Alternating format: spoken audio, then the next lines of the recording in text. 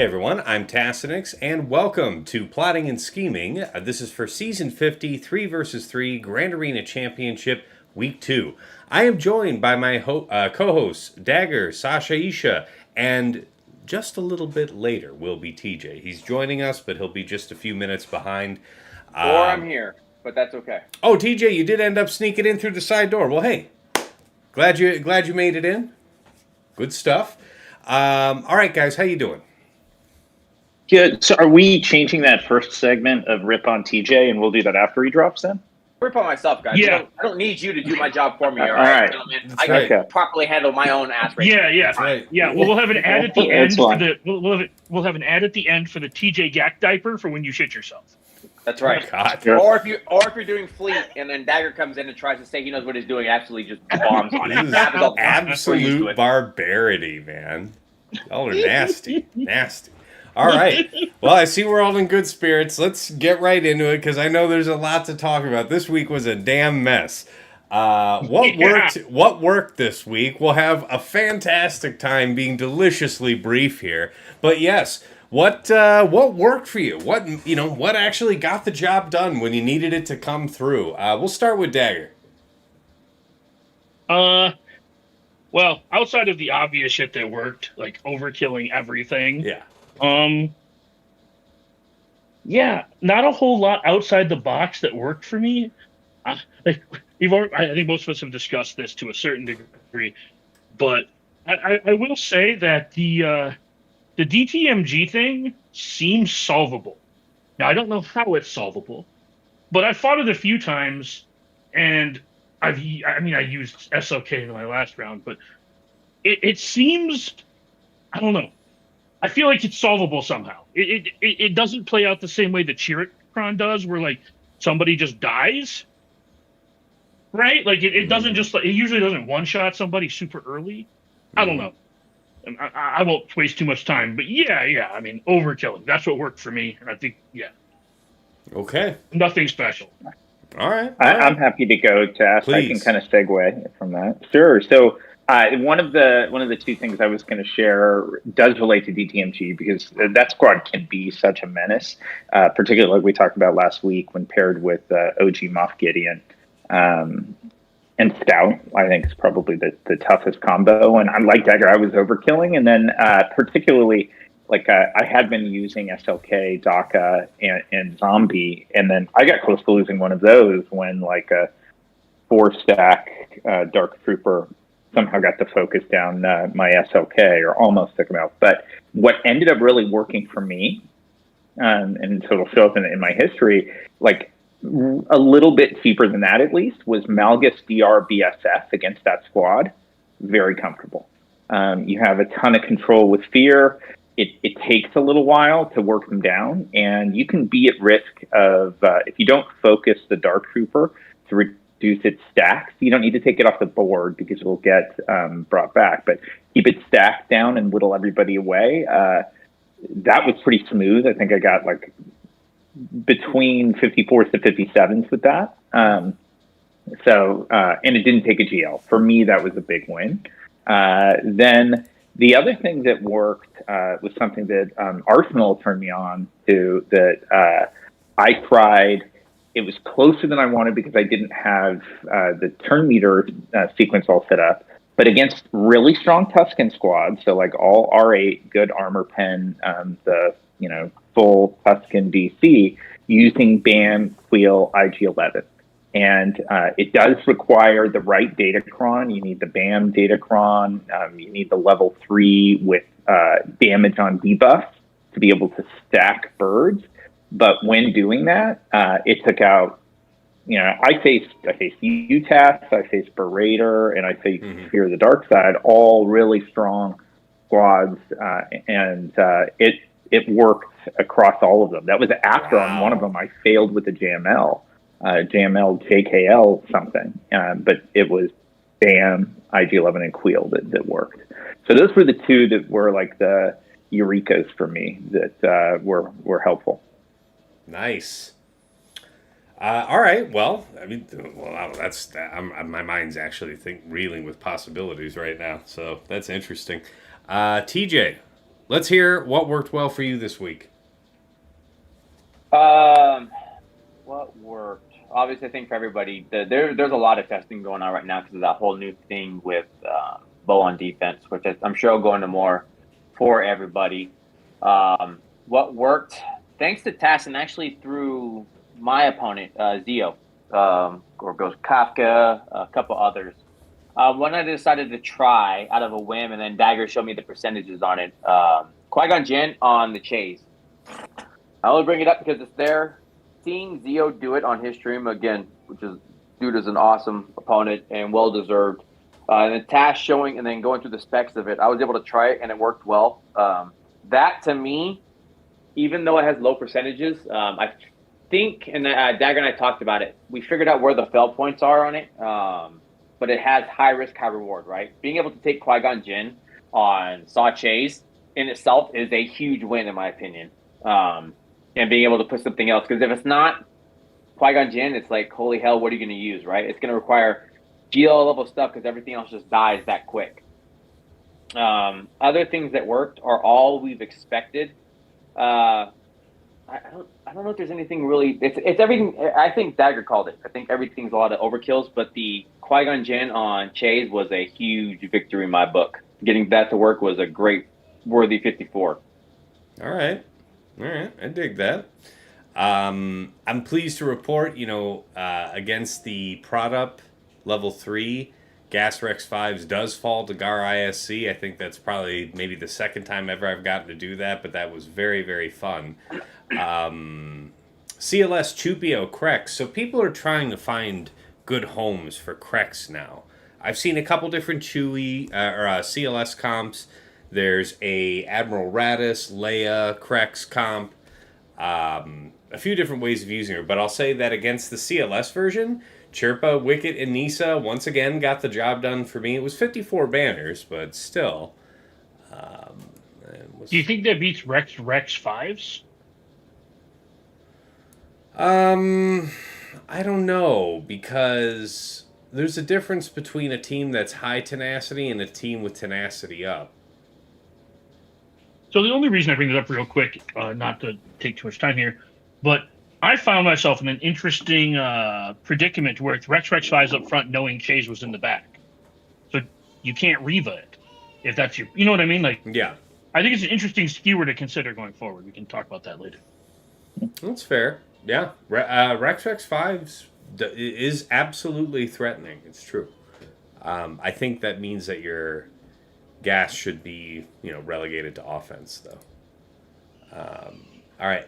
Any other good attacks for me? Yes, Maul Armor and Candy. We did get to do Jawas. That was the first time doing that. For 57, no less, so I was delighted with that. Gas Arc Echo I fought, just as I was mentioning here. That was the first time we got to do a Wampa solo in a while, so there was a 58. And yeah, I would say everything else was pretty ordinary. All right. Segment 2, guys. Let's get into the meat and potatoes, shall we? What did not work this week? Dagger, kick us off. Give me 1 second. I'm applying a loadout so somebody else can go. Oh, well, okay, fine. Sasha, right. Let's hear about your limited failures. You had a pretty good week, right?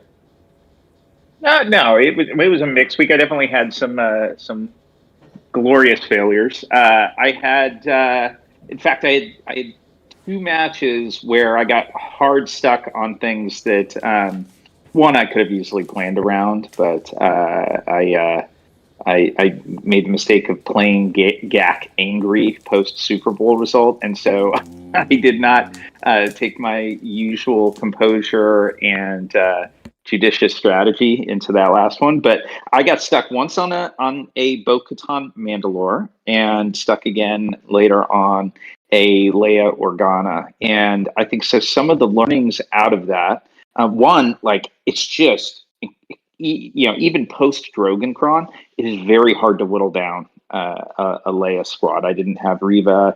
I tried, Jam K. It was fruitless. I tried JML, but JML, in the absence of a protection Datacron, I wasn't able to focus fire down Leia. those were both challenges. So that was disappointing. And yeah, just again, like I think it was mentioned, maybe TJ touched on it, but just sort of the rise, or you did test the rise of Bo-Katan Mandalore on defense. I set her all 3 matches. I saw her a couple of times.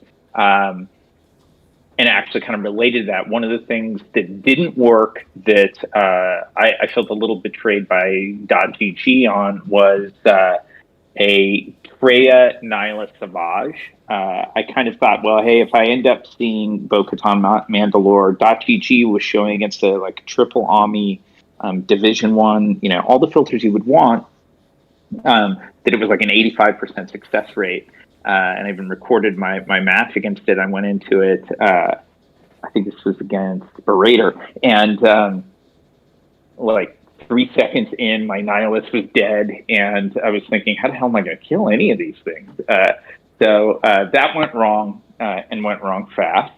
Let me think if there's anything else. Oh, yeah, as part of that, we talked, Dagger mentioned sort of or you guys were talking about the use of Krex, a Rex, Krex, and 5s, and because I was in a point where I knew I wasn't going to clear, and I had a bunch of other stuff that just wasn't going to take out Bo-Katan Mandalore. It was actually, I decided to just kind of for fun, kind of go in sequence of a bunch of squads I had left to try and take out Rex, Krex 5s. It was surprisingly strong. It held against CLS 2PO. It held against it wasn't Dash Han Tui, but it was something with Han Tui. It was just it's a really, particularly I think with that the Rebel Fighter turn meter on buff, level 6, and the protection up, it's just really robust. And if you don't move quickly enough, you pretty much, at least unless you've got exactly the right counter, you almost have to take out Rex and then whittle it down. And I had a hard time even doing that. So that was the challenge. It was not Gas, but Rex, Krex spot. Yeah, that's good, man. That is really good value, because that is a very challenging team in 3s. It demands such a serious response. Yeah. All right. Well, Dagger, are you in position now? Now a good time for you? Yeah. All right, let's hear about it. Where did you just, eat dirt? I have a notepad on my phone, and I was applying my GAC mods because I thought you guys would take longer. And so I didn't want to switch windows in case it canceled itself. ISOs on mobile is just not great. The biggest thing that didn't work, or that I learned, is how much doubt just absolutely dumpster fucks Afro. Just absolutely, I went against a C set Malik, so it wasn't a really good C either, and I barely killed Set. And the team just did not function when doubt exists at all. You can't gain turn meter, and I'm sorry, who were you using that barely worked? Afra. With her level 9. Yeah. Oh, yeah. Yeah, I warned you of this. I warned you of this. Yes. No, you didn't. You must have said that to someone else, because no one were.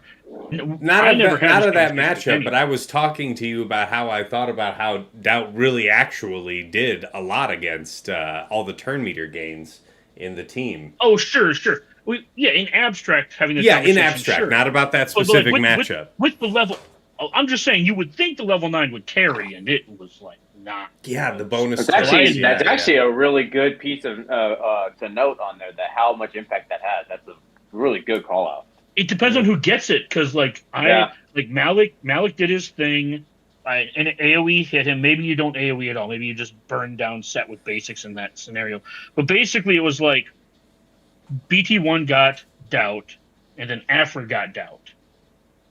And then neither one of them gained turn meter, and then Afra got drained out because the doubt locked her in. It was bad, man. It was. But anyways, yeah, that one was really rough. Also, yeah, trying to find an answer to Rex 5s when my Malik was on defense was rough. So I think I'm going to be pulling Malik back up for that little makeshift team I used to use versus Rex 5s. just because like that was just a puzzle that like really was unsolvable to a degree when you knew what was in the back wall, right? When you know they have all their datacrons in the back wall and you can know 4 of their 5 teams, right? It's like I don't see these like 4 teams that I know are just like oppressive right now. So trying to get through the front wall, knowing that they were in the back, or requiring yourself to save yourself pieces to use against them in the back, really screwed me in one of my matchups. And it wasn't necessarily like what I did wrong, right? It was just like bleed. That's what we talked about that last week, right? A lot of the stuff that didn't work for me was just so ineffectual, like banner wise. Like I think I had like 3 total 57s this week. It was just kind of heinous across the board. Doubt not letting you get prot back, the prot up making teams last longer than they should. I think there was one other fight. I'm double checking right now. So I think there was one other fight that I messed up that I didn't that I apparently didn't note. So let me just double check. Round 1. Oh yeah. I tried Star Killer versus DTMG with Double Gideon, and that was like LOL terrible. I got it to work versus not Double Gideon, and it was really smooth. And then I did it against the Double Gideon, and I was just like, wait, where'd my Star Killer go? And the truth was he was just dead. But I swear I took in Star Killer. Asked and answered. You did the old adage of the fuck around with the find out, and you got all that find out. Yeah, because I was in a position where I could try it in the previous round where I'm just like, oh, yeah, let's try this because I have wiggle room, right? And it worked. I'm like, oh, let's see if it works for just Double Gideon. And that answer is no. Oh, and to your point, Sasha, I don't know what it was that got it to work, but against Bo, something put a debuff on me when I used Treya. I used Treya Scion Nihilus. Something put a debuff on me. And I got prod up. And then she didn't one-shot them. But it required. But she's only giving that prod up out to herself, right? No, the Omi gives it to all. It gives it to all 3 of them. All 3 of them. Okay, well, Savage doesn't get it. Savage doesn't get it. Yeah. It was my Nihilist that went went kaput. Oh, okay. So that's why. Take a look. My Nihilist died immediately. All I'm saying is I'm unsure because somehow a debuff got applied to me, so I had prod up, so she didn't insta-kill.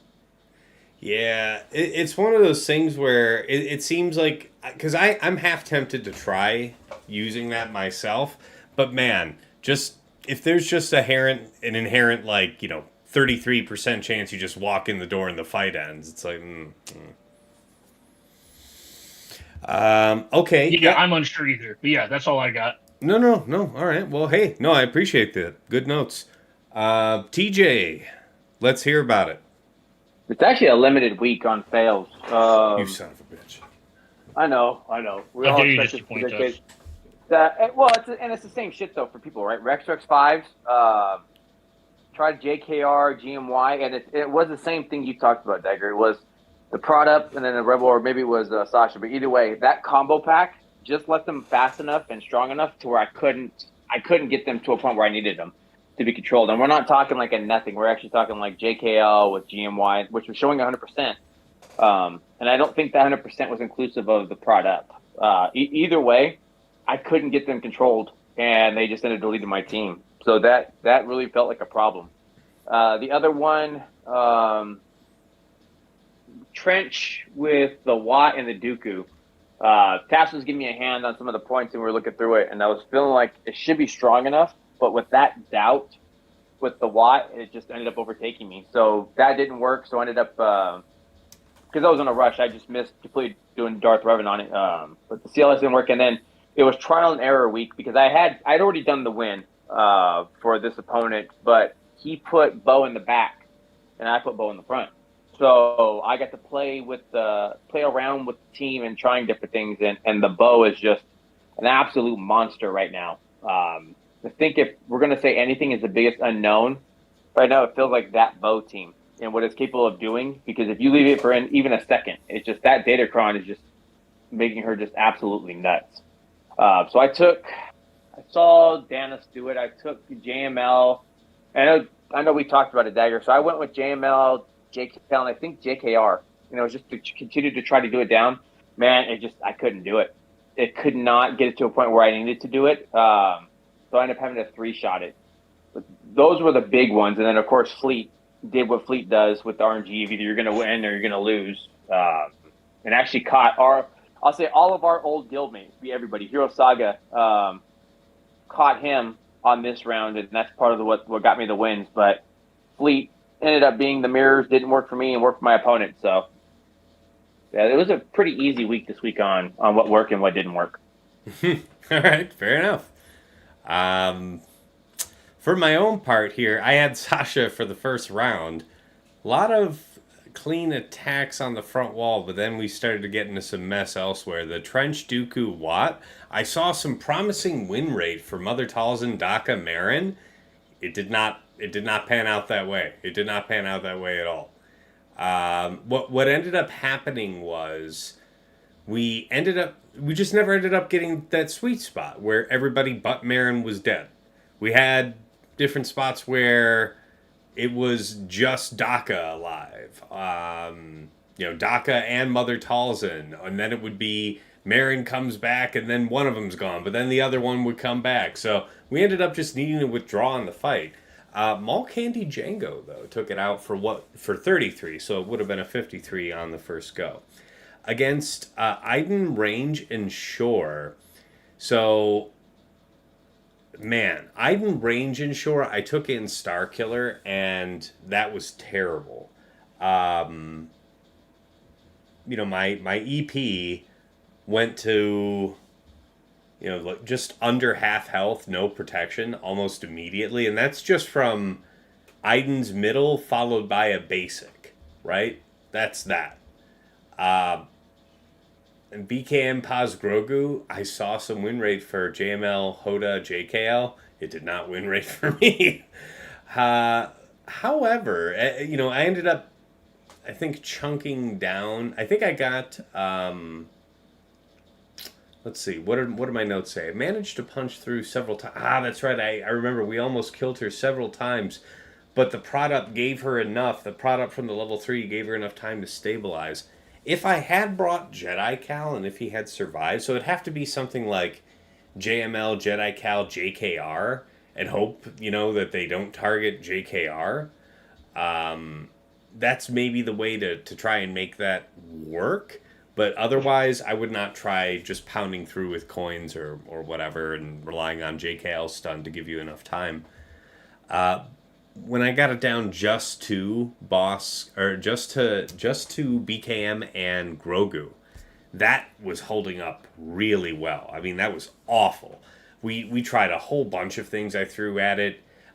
Just having Grogu put that ability block on us a few times just jammed us out time and time again before, I ended up just thinking of Boss Grief Mando to get through, and that managed to clean it up. But yeah, and getting through that Iden Range Shore, looking for use for BAM. So I like hearing more that BAM Quill IG-11 is very effective on offense. That would have been a 55 if I had used that first, because that was a 25 on the third go after going double nil on my first 2 attempts on Iden Range Shore. So the fact that BAM Quill IG-11 would have done that, man, nice. Next round. Wampa still works too. I did that twice this week against the 400%. That's plus good to know. 8 plus. Yeah, just sorry. What do you think the threshold is for tenacity these days? Still about 130? You would be surprised to know that there's tenacity on Datacrons. Yeah. I'd agree. I got mine to work as well, but I would say Daggers is a better I'm at 120, 125 tenacity. Yeah. Something like that. So I'd say somewhere around starting 150. Just make sure you have higher tenacity than their Idens. So take it. I did it with literally a plus 30% tenacity cron that was a light side cron. Yeah. All right. I mean, that's the amount of help necessary was negligible. Fair enough. Just make sure you pass that potency tenacity check at the beginning so you don't accidentally get stunned and then you just cakewalk. Yeah. All right. Tuscan Chieftain, Tuscan Warrior, Tuscan Raider, Treya, Nihilus, Savage. I really didn't see in my round 2 a great plan on defense for Treya. Not anything I was really satisfied with. So I kept it for offense and resolved to use it against Tuscans. I knew it had some chance to fail because I've done it before and lost here while this Kron has been active. But it seemed like the best way to go at the time, and I immediately bungled it as soon as the fight started. I needed to isolate the summoned Tuscan Raider so that the proper Tuscan Raider that you want to execute is exposed and taunting at the time, as opposed to isolating, the real Tuscan Raider like an asshole, so that I was stuck on the summoned one and had to wait until isolate came back around to properly do that. That cost me pretty much a minute and a half. So don't be doing that in the first place. In the second place, don't have your Savage ever drop taunt. That's sometimes something you can control, probably not always, but in my particular case, in one moment when he did not, Warrior had her third and looked Treya square in the eye and said, bye-bye. And that was before Nihilus had done his first pop-off, which means that her unique never procced. He did not have his execute immediately on tap. We nonetheless had Nihilus survive long enough to execute the proper Raider before wiping it. Let me think about it. Before wiping out, and I eventually got through Warrior with something else. I got it down just to Tuscan Chieftain on that first go, though. And I cleaned it up with a solo Night Sister Spirit for 37. So that's nice. I mean, you're not often going to end a fight with only Tuscan Chieftain alive, but if you ever do, Spirit's the way to go. I again fought an Iden team. Iden's Storm and Shore. So not even range to have the additional assist threat that Sasha Isha's had in the previous round. The win rate for Starkiller was better.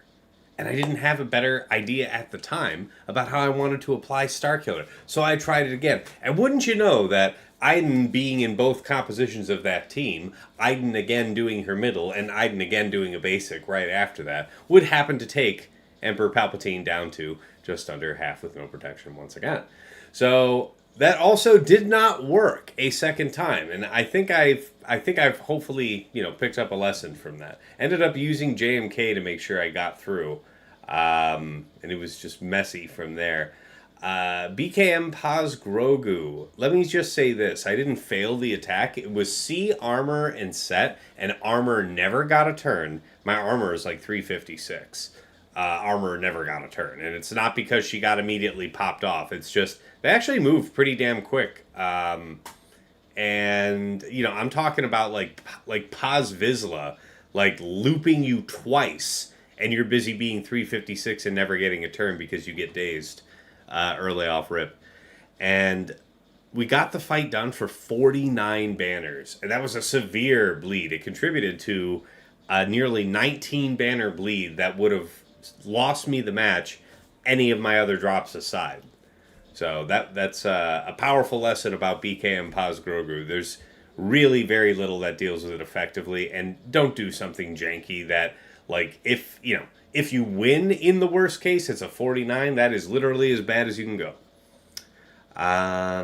What else? Akbar, Princess Leia, and Krex. This is really the last one that's worth mentioning. I took in CLS Han Chewie, and I'm reminded about this again. With the prod up, do not focus Krex. Kill the others. They're certainly more fragile. Like, Krex is tougher than you think he is. If you could choose between him and going after Akbar or Leia, you should do that. Because if you watch me do that fight, he kept stabilizing. The prod up would come up, he'd end up stabilizing, and it's just you burn way too much time. When I started to focus on the other, the other characters, they were going to go down a lot quicker, but I ended up needing to withdraw. Boss Grief Mando, though, once again, had my back. Had I used that in the first place, that would have been a 57. So, all right. That is enough on the absolute filth that was my week 2 for failures. What was that? What did you lose with first against Radis? Or against CLS Han Chewy. Akbar? Would you believe CLS Han Chewy with Yeah. like an armor penetration cron stacking buffs up and just full on balls to the wall focus on Krex? And Krex is like, yeah, I'm gonna be okay in the end though. Yes, I would believe that doesn't work because every time you land a debuff or a detrimental effect, he gains prot, so you can't kill him effectively. It's very, I was very just tough. saying, It was did very, you not very, have very Iden? tough. Sorry, what was that? Did you not have Iden? I want to say I used Iden to clear his Bam Han Chewy. Okay. Like that. Yeah, because I used Iden against a very similar team. That's fair. Yeah. All right, well, let's talk about standout defenses, guys. What worked? What held the line for you guys this week? All right, we'll start with Dagger once more. Qui-Gon, Beck, and Malicos. Get in my belly. I don't know what people failed against my Beck with, but that fucker got at least one hold every round. Yeah, well, you know what it is? I just saw it here on Infinitum's stream here towards the end of this third round. There's a bug, man. He's like unkillable under some condition. There's a bug. I did hear that. So yeah. Who is? Keller and Beck. Oh. I watched Infinitum definitely have killed this guy properly, and he went to full health, full protection. It's like, anyway, it's like a brand new fight now. Sucks to be you. Oh, jeez. Yeah. Yeah. All right. Well, I ass backwarded myself into that, so. Well, I think a lot of us, I took it off defense just because people were still getting through it, at least against me. So I just took it off for that. I didn't even know it was some type of bug around it. I don't even know when the bug came in, but yeah. I literally placed it as that 15th filler. We talk about the 15th team frequently. Sure, we're trying to figure out what. And I have 2 R9s and an R8 on the team with a pretty solid armor pen crown on it. So I felt okay about just, it's a bunch of relics you have to kill, and that's basically where I was coming from with it. Mm-hmm. What was the combo, Dagger? What's the full score? Oh, Beck, Mace, Snips. Mm-hmm. Yeah. It's really good. I used that on offense once. It's good. And then Qui-Gon, the obligatory 2-tap happened every round. Kill Qui-Gon, clean up. Good. And then, man, Malicos just straight up held this last round for 7 fights. Is that with crew or with who? No, just Fulcrum Malicos, man. Except no substitutions. Mm-hmm. That team has just been, man. All these new teams, and you're just like overkill this, overkill this. You get to the back, and it's like, fuck, I forgot that team exists too. God damn it. Because this whole week I put that next to Treya or Riva, and it's like you overkill my front wall, and then you get to the back wall, and it's like, that's right, these teams exist too. Damn it. Although I do think that the time for gas on defense has ended to a degree, because I think the Rex 5's trap is worth it, especially when the shitty gas team has opportunities to beat some. Again, it can overkill some bad team, and since we're in the overkill bad teams game, that might be something I'm into. Yeah, I mean, like you said, 50 banner 1 shot is still better than the 30 banner 2 shot. It is. It just is like that.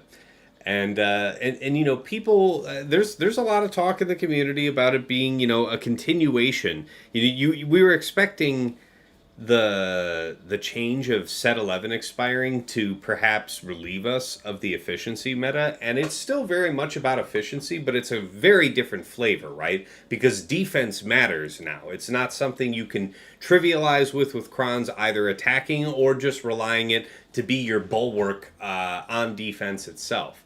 So defense matters a lot more, and I know that we're all feeling that because more defensively oriented players, just taking Fatal for an example, having a field day with this stuff, guys.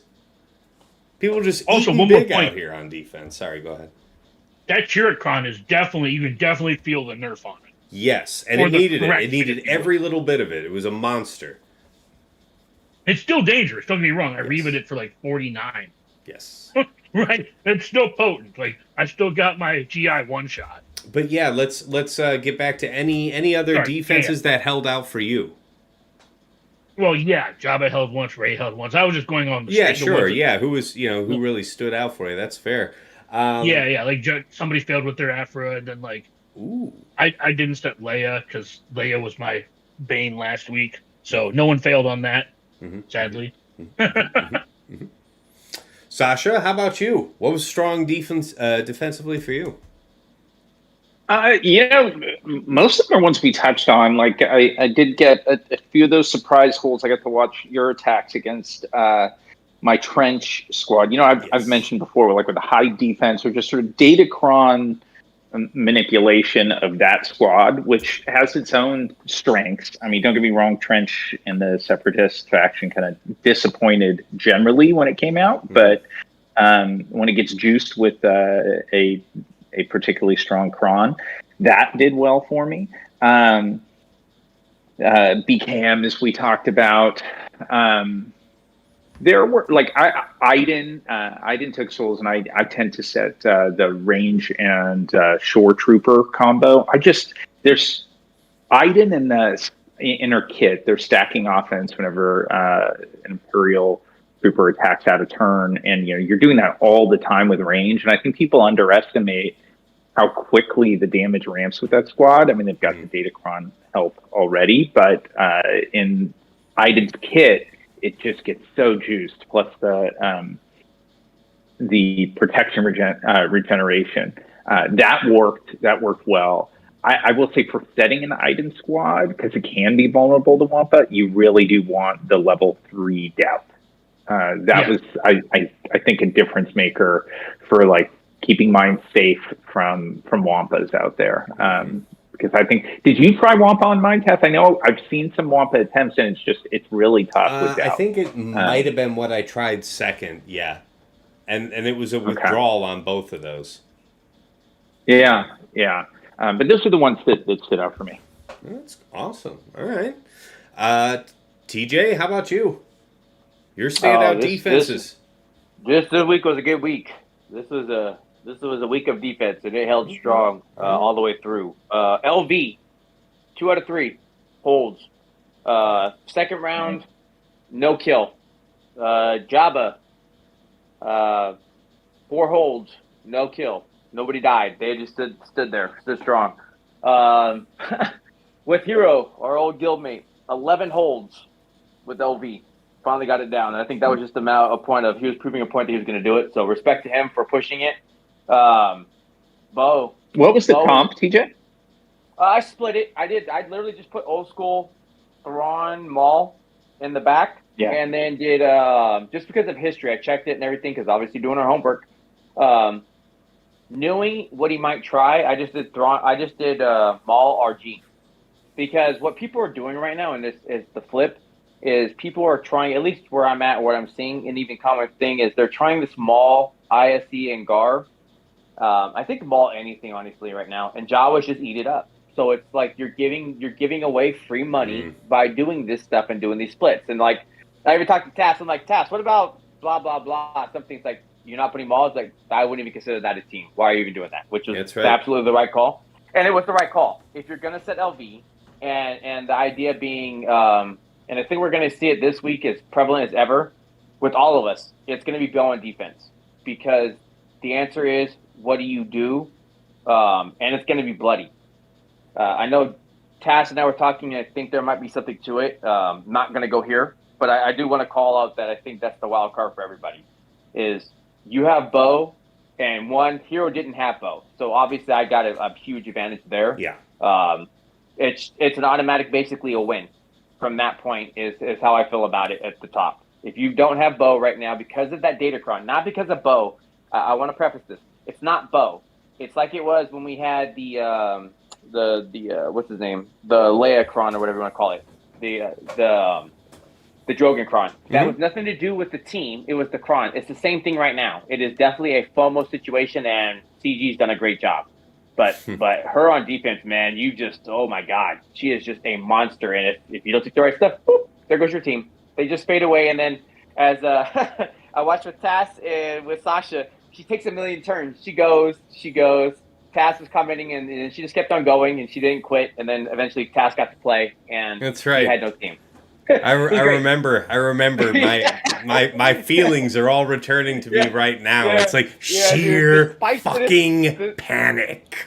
Dude, the spiciness of she goes, oh wait, she's going. Wait, stop. And then, Why are you doing Yeah. this? Stop it. Stop it. and then of course ID12 goes, which makes her go again, and then she goes again. It's like, all right, well, I don't even want to play anymore if you're not going to play. But 35 seconds into the fight, I now have permission to basic.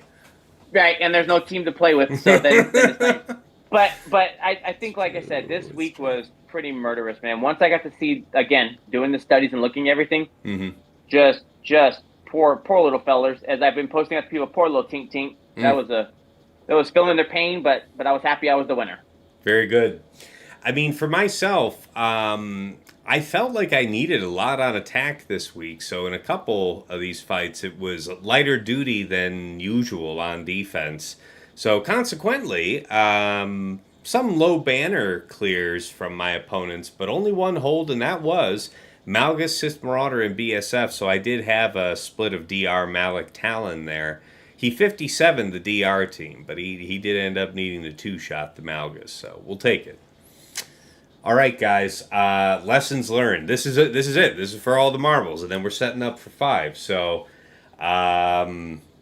let's dig right into it with you, Dagger. What are you taking forward here from week 2 into week 3? How are you trying to apply it? I haven't said this all week. Fuck 3v3. I'm glad it's almost over. That's something more for the final section to share, like last words for the kids at home. No, I'm getting there, man. We'll save that for your ray of sunshine at the end.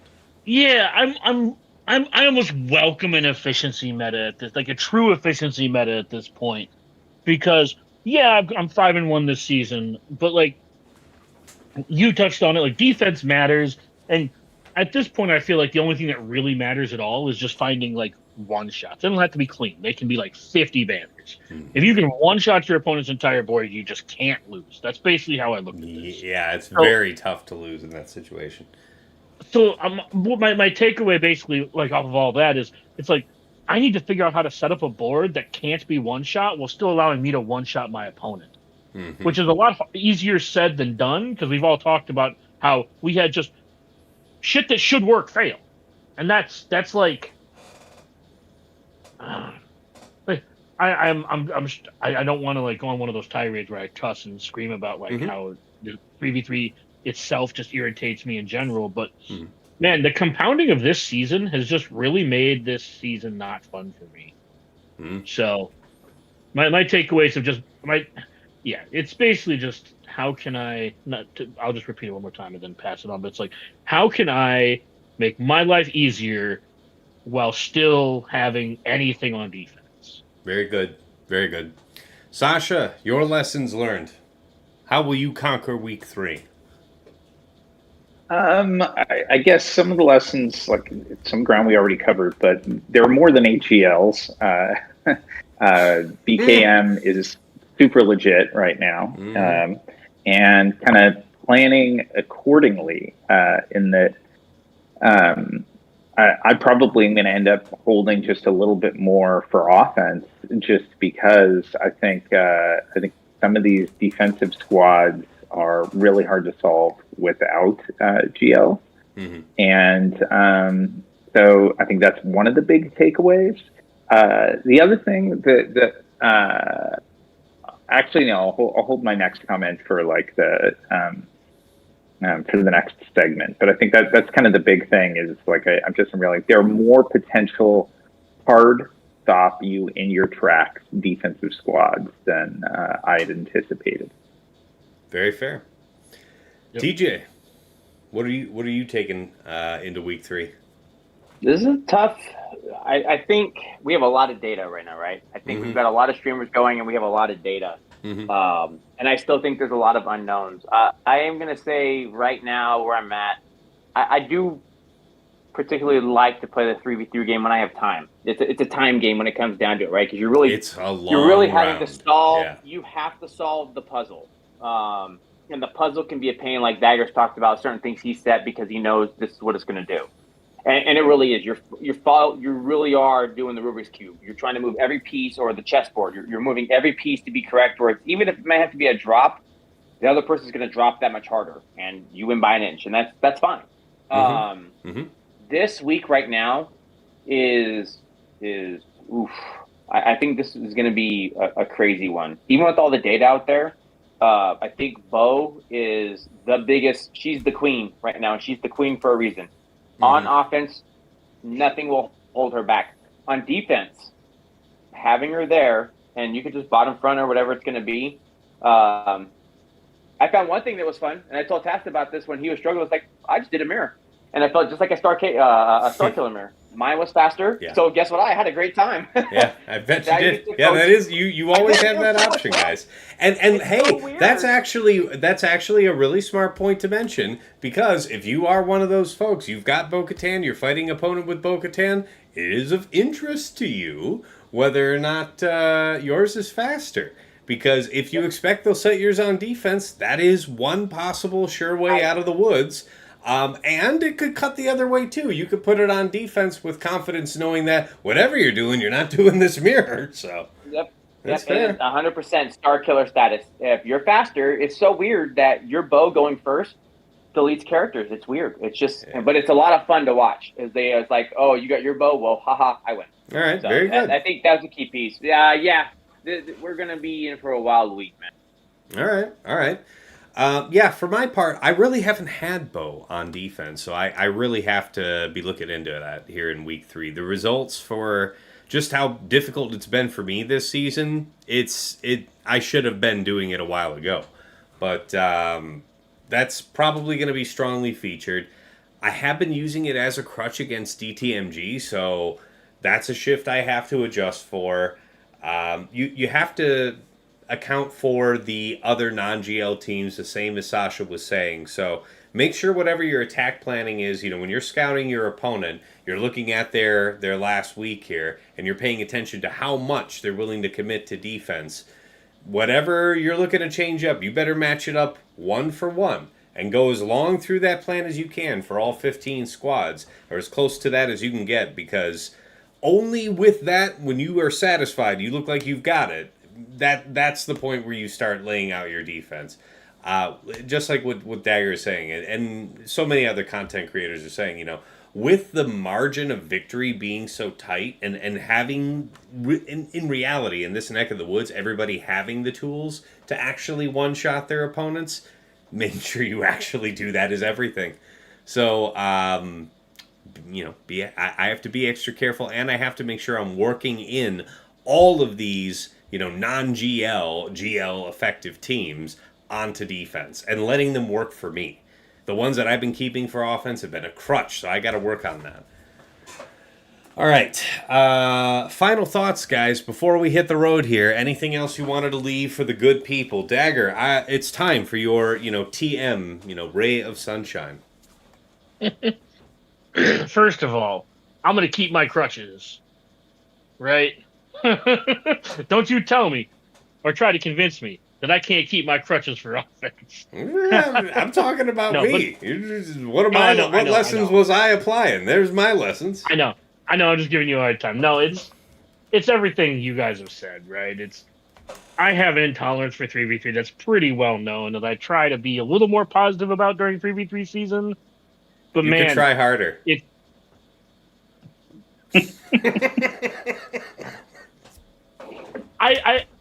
My final thoughts are basically like, we're in an efficiency meta that's not really an efficiency meta, right? It's like a one-shot meta. So it's an efficiency meta in the sense that it's a one-shot meta. So I guess my thoughts aren't even on 3v3 right now. It's like how is 5v? I'm not trying to derail, I promise. But it's my thoughts are how's 5v5 gonna look with this current Kron set? Because this 3v3 is kind of a snapshot of that. So my final thoughts are basically trying to reformulate something for 5v5, because man, it'd be nice. I'll give you my thoughts on that in one word, just something. one word. Sorry, you finished that thought. No, just be nice to have the last week of 3v3 mean something going into 5s. So, I don't know. We'll see. All right. What are you going to make fun of me for? Go ahead. I don't even remember what I was going to say now. Thought just poof, fuck you. Derailed, gone, Fuck 3s. like it never was. All right, very good. Sasha, your final thought for the people. I know you were saving a kernel for them. Yeah, the only one thing I was just going to say, and this may materialize more in 5s, is this Datacron set kind of ripens and people get more time with it. Mm-hmm. But at least personally, I did not see a ton of difference making through the stats on it. And I think that there are opportunities to do that particularly playing with potency and tenacity. Like we talked a little bit, Dagger mentioned, like, hey, you can get it on the Datacron. I haven't seen the breadth of impact yet. And I think it maybe there will be more of this in 5s, where there's certain key characters you want to be able to either shut down or ensure that can't be debuffed. But I just kind of feel like more of that is likely to come in the next few weeks. That there will be like a couple of defensive comps that will kind of catch fire with, oh, but you've got to have some requisite level of tenacity on it, or there's some, potency tenacity check.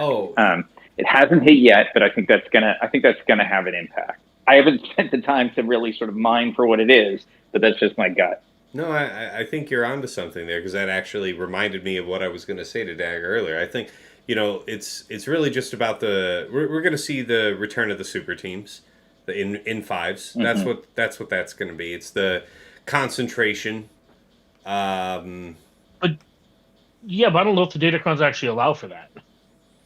I mean, I think, yeah. Well, anyway, that's a great conversation. Anyway, for that inter-season video. We'll save that thought. But no, I appreciate it. No, I appreciate you echoing each other on that point.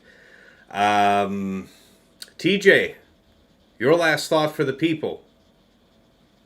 Yeah, this week 3, man. I would just be extra careful studying as much as possible. You have all the data now, 2 weeks of what's been going on, what's popular with the insight. You have all the tools. I would look to your tools this time. I'm not going to disagree with Dagger. Talking 5, I'm really going to look forward to the speculation, but because we're working through this week of 3s first, there's a lot of data out there. I think you really need to look at your player, who you're playing, see what their habits are going to be, and I really think you do your homework and then just look at the tools, because then that should get you ahead. That's the only thing that I think you can do right now is just use all your resources and then take your shot in the dark. Mm-hmm. Fair enough. For my part, guys, this is just a little observation I've had here over the last couple of weeks, because I've been seeing a lot of people testing out their Radis fleets on defense with the comeuppance. I don't know how well Negotiator does against it, but my suspicion is very well. But I'll say this: Chimera is like straight up 75. Like, I'm sure you could. Yeah, I think 75 is about the most, because I do like bringing both reinforcements. But you're running it the exact same way you would fighting Leviathan. Sorry, what's that? Tarkin is 77. Yeah, I was saying I run it Chimera. I guess you could run a Tarkin for even better banners. Yep. So, like, if you're gonna set it on defense at all, sorry, you eat the TIE fighters off Scythe, so you just kill them. Don't set comeuppance. Just don't today. Like, just don't do it. That's the takeaway. Don't do it. If you're gonna set it at all, like, you need to make sure that you think whatever your opponent's gonna have for it, they're not gonna have, or they demonstrate, they are really weak in fleet and they just set the entire house all the time, and you need to save so much for offense that you have to set Radis.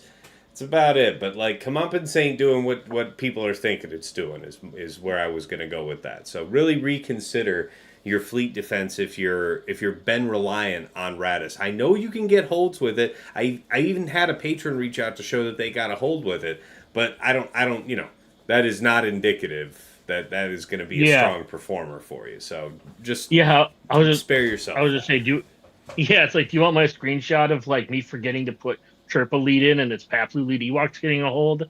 I can send you that. Yeah, something like that. It doesn't. It's not Marauder.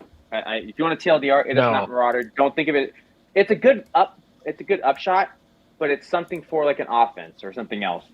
It does not change the stature of what that team is going to do at all. Or I at used least it- it doesn't I used it on to clean up. defense. There might be some unforeseen testing, or there might be something emergent for it on offense, where you in control of the cooldowns of all the ships can make a big difference on attack. Like, I believe that there might be something like that out there for Radas, but it's not on defense, whatever it is. Nope. Yeah, I used it as a cleanup once and forgot that comeuppance existed. Yeah. I'm saying there might be some new opportunity coming out there. I don't know. Hey, if it beats the magic Malevolence ain't for there on 75 D. banners, sign me up. That's all I'm going to say. What was that? If it can beat Malevolence for like 75 banners, sign me up. Sure. And there might be a home for that. All right, guys. Yeah. Thank you so much, the three of you, for making time here to make our show. This is we're coming in just under an hour, so we did great. We did great on time there. For our patrons here, this is going to be up tomorrow morning, 8 a.m. Can't wait to hear what you guys have to say about it. And you'll be able to use that in your planning here going into the lock-in for week 3. For our general audience here on YouTube, this will be available Friday morning, 8 a.m. And, that's alongside all my previous streams up there with chapters added, previous plotting and scheming episodes, and also the Set 13 Datacron review. And I do have good news, guys. I know I already shared this, at least I think with Dagger and TJ. But yes, Aesop Rock is open to making future Datacron review videos, so I will be looking him up on the next set, and we'll, schedules willing, be able to produce something else, help us all get set up. But, all right, guys. I do want to plug for the Patreon real quick, but otherwise, I really appreciate you guys. What's that? Go ahead. And before you do, just remember, support your local content creators. They fail, so you don't have to. Oh, yeah. You got to be watching everybody out there on Twitch, twitch.tv/Tassinix. And, of course, you can find here on the YouTube channel the link to my Discord. If you're not already in touch with me, that's a place to find me and way to do it. And, if you like what we do here at Tassinix Gaming, check out patreon.com/Tassinix. I'm actually overhauling it right now. I'm interested in what folks might be wanting to see on offer there, but right now I do have at least my original 2 tiers up there. There's a $5 tier to get you in the door, get you access to the YouTube exclusive content, the early days, obviously the $10 tier offers the same as 5, but also gets you the bundled OmegaBot Patreon membership. And that helps you come up with those detailed scouting reports. You get to fine-tune what your criteria are, get the detailed insight on your opponent. Really helps in your preparations. As always, got to thank the patrons who make everything possible. Really appreciate you guys' support. At the top of the list, Nomad's Reaper. We got him added in at Jester's Club Elite. That is my top rank. I haven't even fully fleshed out what all is going to be in there, but everything it has, Nomad's has got. Right now, he's content to, basically make me into his dancing bear on stream at will. So that's what I've signed myself up to in the short term. At VIP Access Plus, thank you goes out to Trevor Boyd Gaming and Stryker, taking advantage of the aforementioned OmegaBot deal. So thank you so much. At VIP Access, thanks goes out to White Wolf, Sam Vimes, Jobin4527, Sweens14, Stark Strategy Gamer, Sir Boss, Lego Calrissian 2187, Deadpool Cal 28, Johnny B. Ottawa, Darth QP PMG, Ray's Malbus, JJ's Productions Twitch, and Quig. Special thanks. I still have to get this slide updated because now Nomads is here redundantly, but we still love Nomads, man. Nomads is awesome. But special thanks go out to Yoda Force, one of my original supporters.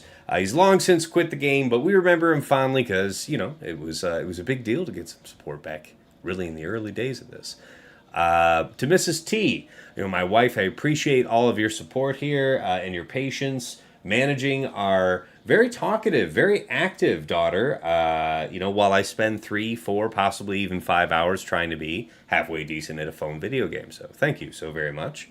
And to Dagger, TJ, and Sasha Isha, my co-hosts here on Plotting and Scheming. It takes time for us to prepare and make this show, and I appreciate all three of these gentlemen making their time available to me. So, really love what we're doing here. All right, guys. As always, it's a pleasure to be here with you and make this show. Until next time, it's been real. It's been awesome. It's been real awesome. Take care.